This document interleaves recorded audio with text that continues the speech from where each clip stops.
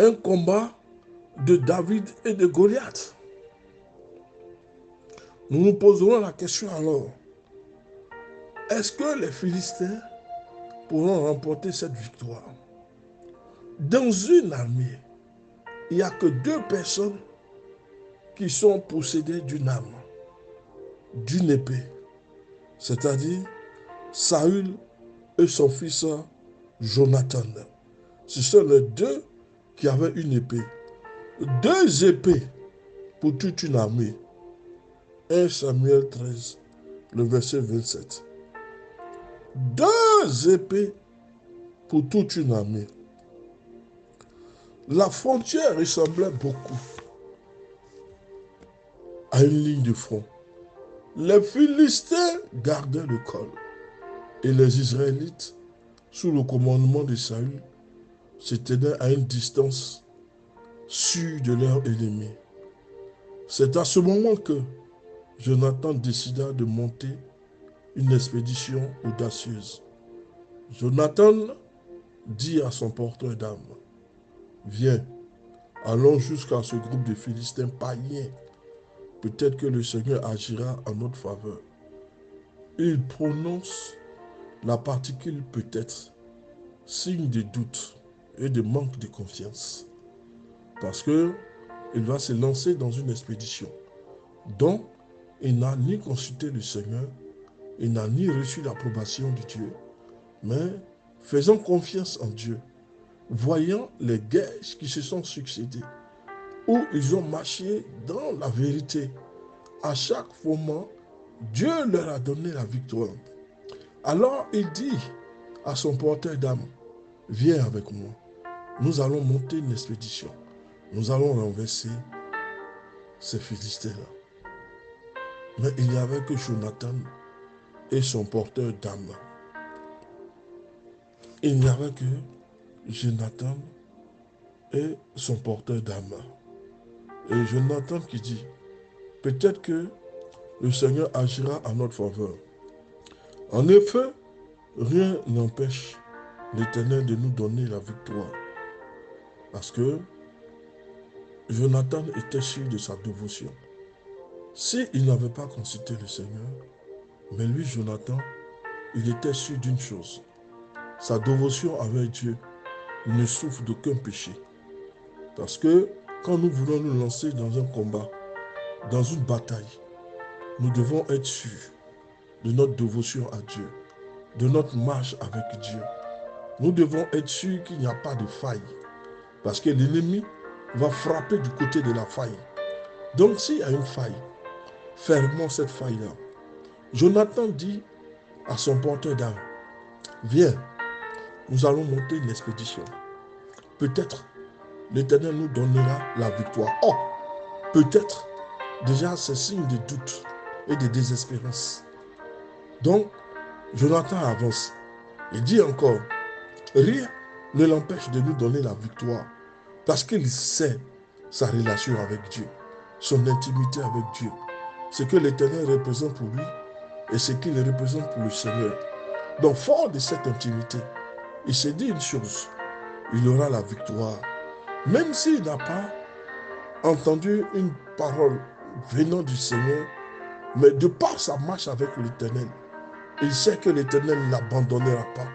L'Éternel agira toujours en sa faveur, quelle que soit la situation. Peut-être que le Seigneur agira en notre faveur. Rien ne l'empêche de nous donner la victoire. Que nous soyons nombreux ou non. 1 Samuel 14, verset 6. Dieu n'a pas besoin d'une garnison pour la victoire. Une seule personne lui suffit. Mais que cette personne soit continuellement et constamment dans sa présence. C'est en cela que Dieu donnera la victoire. David conclut, Jonathan conclut en disant que nous soyons nombreux ou pas. Les 600 hommes de Saül se contentaient de se cacher à l'ombre des arbres d'Imigon, tandis que 2 hommes sont montés à l'assaut d'une garnison de Philistins.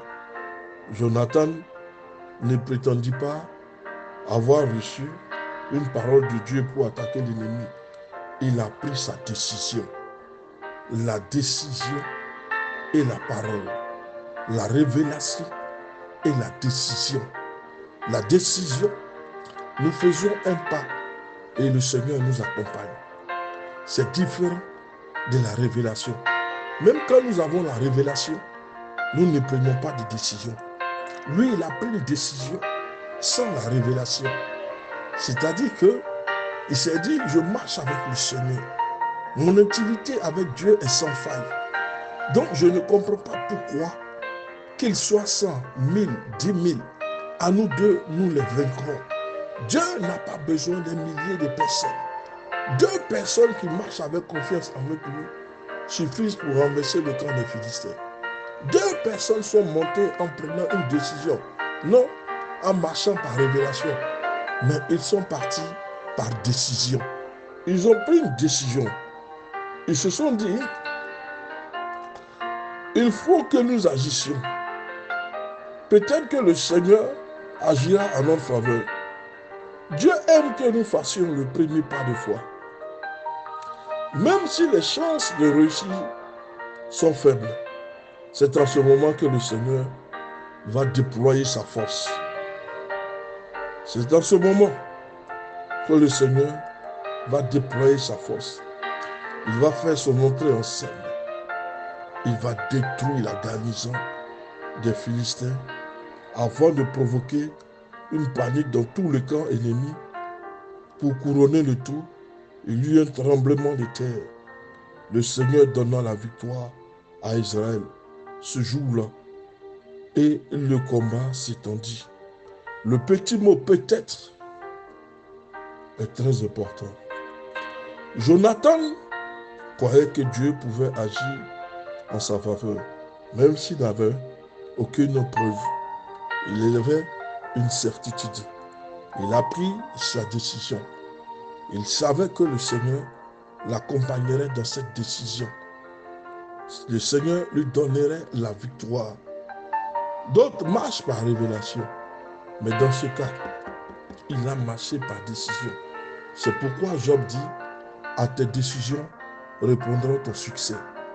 Lorsque tu prendras la décision de t'élever, de combattre tout ce qui est autour de toi, alors tu auras la victoire. Dieu t'a fourni les armes nécessaires. Il t'a donné l'équipement spirituel la plus puissante. Mais tu es encore assis et tu contemples les dégâts des démons.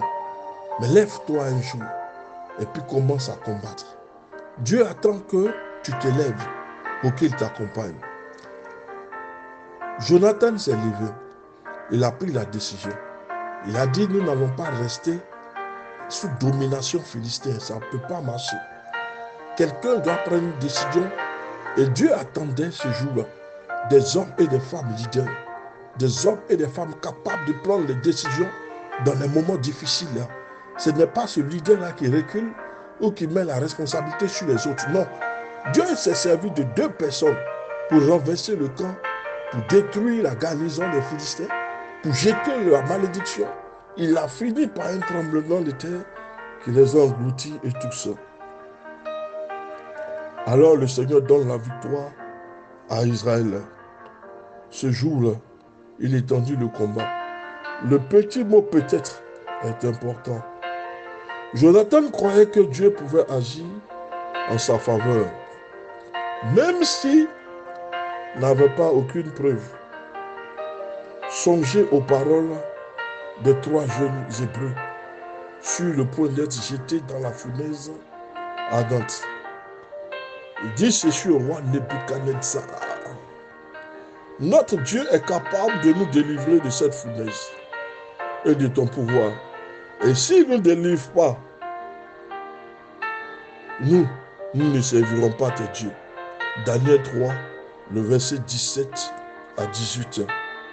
Si nous faisons confiance et que nous agissons, l'Éternel agira en notre faveur. Même si nous avons dit peut-être pour commencer. L'essentiel, c'est que même en commençant par des doutes, nous devons finir par être des chrétiens audacieux qui renversent le débat à son profit. Que Dieu vous bénisse. Le pasteur Samuel.